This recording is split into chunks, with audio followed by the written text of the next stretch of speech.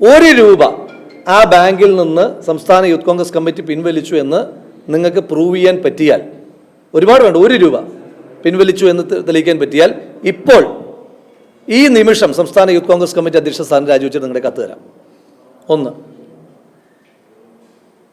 ഇനിയും ബാങ്ക് അറിയാതെ എന്തായാലും വിഡ്രോ ചെയ്യാൻ പറ്റത്തില്ലല്ലോ. ഞങ്ങൾ കരുവന്നൂർ ഭരണസമിതി ഒന്നുമല്ലല്ലോ ബാങ്ക് അറിയാതെ പണം എടുക്കാനായിട്ട്. അതെന്തായാലും ഞങ്ങളെ കൊണ്ട് കഴിയില്ല. മറ്റെന്തെങ്കിലും മാർഗത്തിലൂടെ ഉണ്ടോ? നിങ്ങൾ തെളിയിച്ചോ.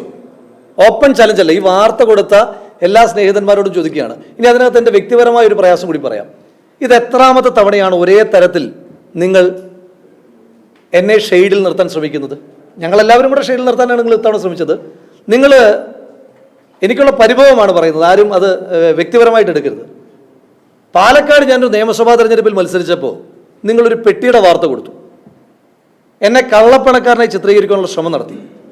ആ ശ്രമം നടത്തിയിട്ട് അവിടുത്തെ ജില്ലാ പോലീസ് മേധാവി CPM ജില്ലാ കമ്മിറ്റി കൊടുത്ത പരാതിയിന്മേൽ ഒരു FIR പോലും എടുക്കാൻ കഴിയില്ല എന്ന വിവരം നിങ്ങൾ എത്ര പേർ അതേ ആർജവത്തോടു കൂടി അതേ പ്രാധാന്യത്തോടു കൂടി ബ്രേക്ക് ചെയ്തു?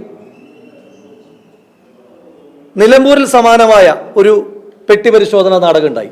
ഇപ്പൊ ഏറ്റവും ഒടുവിൽ ഇത് നിങ്ങൾ ഇത്തരത്തിൽ ഒരു ബാങ്കിലൊന്ന് വിളിച്ചു ചോദിച്ചാൽ നിങ്ങൾക്ക് അറിയാൻ പറ്റുന്നൊരു വിവരത്തിൽ ഒരു വിഷയത്തിനകത്ത് നിങ്ങൾ നിരന്തരമായി സാമ്പത്തിക കുറ്റവാളിയെ ചിത്രീകരിക്കാൻ ശ്രമം നടത്തുന്നത് അത്ര നല്ല പ്രവണതയായി എനിക്ക് എൻ്റെ സുഹൃത്തുക്കൾ എന്ന നിലയിൽ നിങ്ങളോട് അതിൻ്റെ ഒരു പരിഭവം കൂടി പങ്കുവയ്ക്കുവാൻ ആഗ്രഹിക്കുകയാണ്. ഇനി 2, നിങ്ങൾ ചോദ്യം ചോദിക്കണം. വയനാട് റീബിൽഡ് പദ്ധതി ചർച്ച ചെയ്യപ്പെടുന്നതിനകത്ത് സന്തോഷമേ ഉള്ളൂ. അപ്പോൾ ചോദിക്കും, ഇപ്പം ഞങ്ങളുടെ അക്കൗണ്ടിൽ 88,68,827 രൂപയുണ്ട്. 88,68,827 രൂപ. ഇനി നിങ്ങളോട് ഞാനൊരു വിവരം കൂടെ പറയാം. യൂത്ത് കോൺഗ്രസിന്റെ ചില പരിപാടികളുമായിട്ട് ബന്ധപ്പെട്ട് 1-2 പേര് സംഭാവന ചെയ്തിരുന്നു. ആ സംഭാവന പോലും ഇത് വയനാട് ഫണ്ട് കളക്ഷന്റെ പണം വന്ന അക്കൗണ്ടിലേക്കാണ് എന്നുള്ളത് കൊണ്ട് ആ പണം പോലും എടുത്തിട്ടില്ല. 1-2 പരിപാടിയുമായിട്ട് ബന്ധപ്പെട്ട് നടത്തിയ ഫണ്ട് വന്നതുപോലും ഞങ്ങൾ എടുത്തിട്ടില്ല.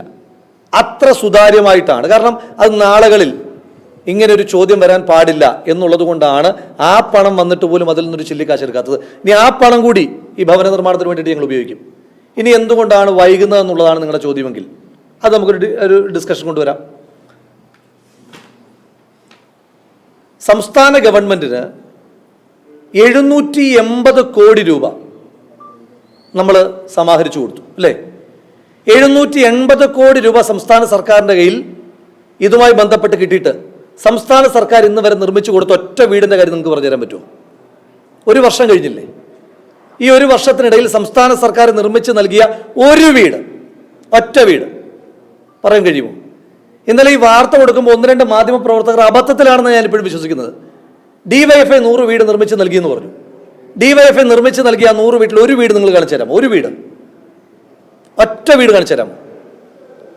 DYFI എന്താ ചെയ്തത്? DYFI സമാഹരിച്ച പണം സർക്കാരിന് കൊടുത്തു. സർക്കാർ മുഖ്യമന്ത്രിയുടെ ദുരിതാശ്വാസ നിധിയിലേക്ക് കൊടുത്തു.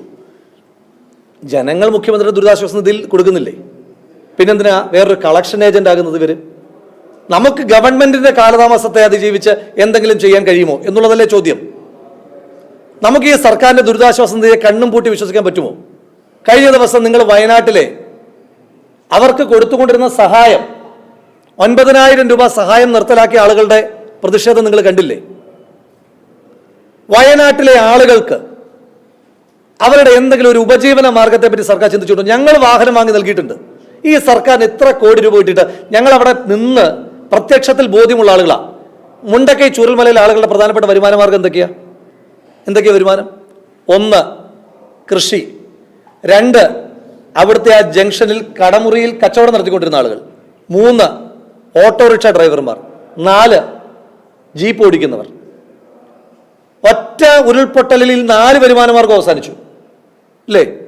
കൃഷി നശിച്ചു, അവിടുത്തെ കടകളില്ല, അവർക്ക് ഓട്ടോ ഇല്ല, ജീപ്പില്ല.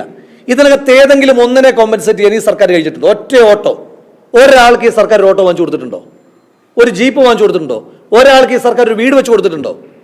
അപ്പൊ 780 കോടി രൂപ നമ്മൾ സമാഹരിച്ചു കൊടുത്തൊരു സർക്കാർ ആ പണത്തിന് മുകളിൽ നിഷ്ക്രിയമായി നോക്കിയിരിക്കുകയാണ്. എന്നിട്ടാണ് സർക്കാർ സ്പോൺസേഡ് ആയിട്ടുള്ള ഇത്തരം വാർത്തകൾ വരുന്നത്. ഇനി 2, ഇതുമായി ബന്ധപ്പെട്ട് മനോരമയുടെ റിപ്പോർട്ടുള്ളത് കൊണ്ട് മനോരമയുടെ ഒരു വാർത്ത, August 16, 2024 ഞങ്ങൾ കൊടുത്ത കത്ത് കൊടുത്തു. ആർക്കാ കത്ത് കൊടുത്തതെന്ന് അറിയാമോ? ഞങ്ങളെല്ലാവരും കൂടെ മന്ത്രിസഭാ ഉപസമിതി അംഗമായ ശ്രീ മുഹമ്മദ് റിയാസിന് കത്ത് കൊടുത്തു. ഞങ്ങളുടെ ആവശ്യങ്ങൾ എന്താണെന്ന് അറിയാമോ? ഒന്നാമത്തെ, യുവജന സംഘടനകൾ പ്രഖ്യാപിച്ച വീടുകൾ നിർമ്മിക്കുന്നതിന് പൊതുവായ ഭൂമി സർക്കാർ അനുവദിച്ചാൽ വീടുകൾ നിർമ്മിച്ചു നൽകാൻ കഴിയും. ഇതുമായി ബന്ധപ്പെട്ട് മുഖ്യമന്ത്രിക്ക് നിങ്ങൾക്ക് ഈ വാർത്ത പരിശോധിക്കാം, മനോരമയുടെ ലൈബ്രറിയിൽ ഉണ്ടാകും. ഓഗസ്റ്റ് 16, 2024 വന്ന വാർത്തയാണ്. മുഖ്യമന്ത്രിക്ക് ഇതുമായി ബന്ധപ്പെട്ട് 2 കത്ത് കൊടുത്തു. ഞങ്ങൾക്ക് ഭവന നിർമ്മാണത്തിലേക്ക് കടക്കണം, ഭൂമി വിട്ടു തരണം. വയനാട്ടിലെ ഏറ്റവും പ്രധാനപ്പെട്ട പ്രശ്നം എന്താ? വയനാട്ടിലെ ഏറ്റവും പ്രധാനപ്പെട്ട പ്രശ്നം ഭൂമിയല്ലേ? ഞങ്ങൾ 2 തവണ മുഖ്യമന്ത്രി കത്ത് കൊടുത്തു, ഭൂമി വിട്ടു തരണം, ഞങ്ങൾ നിർമ്മാണ പ്രവർത്തനങ്ങൾ ആരംഭിക്കാം. തന്നിട്ടുണ്ടോ? ഒരാൾക്കെങ്കിലും ഒരു തുണ്ട് ഭൂമി സർക്കാർ കൊടുത്തിട്ടുണ്ടോ? 2. അതിനുശേഷം ഞങ്ങൾ വീണ്ടും ഒരു പ്രപ്പോസൽ വെച്ചു. ഞങ്ങൾക്കൊരു ഭൂമി കിട്ടി, ഞങ്ങൾക്കൊരാൾ 2.5 ഏക്കർ ഭൂമി തരാമെന്ന് പറഞ്ഞു.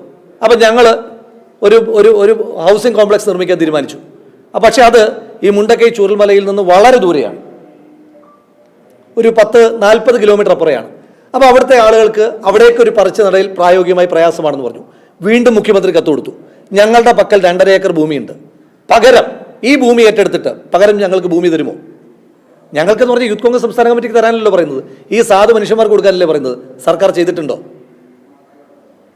ഒരാൾക്ക് ഒരു തുണ്ട് ഭൂമി സർക്കാർ കൊടുത്തിട്ടുണ്ടോ? ഒരു തുണ്ട് ഭൂമി. അപ്പോൾ ഇതൊന്നും ചെയ്യാതെ 780 കോടി രൂപയുടെ മുകളിൽ അടയിരിക്കുന്ന ഒരു സർക്കാരിനെ വിമർശിക്കാതെയുള്ള ഇത്തരം വാർത്തകൾ അത് ഇതിൻ്റെ പൊതുവായ ലക്ഷ്യത്തിൻ്റെ ഫോക്കസ് മാറ്റും.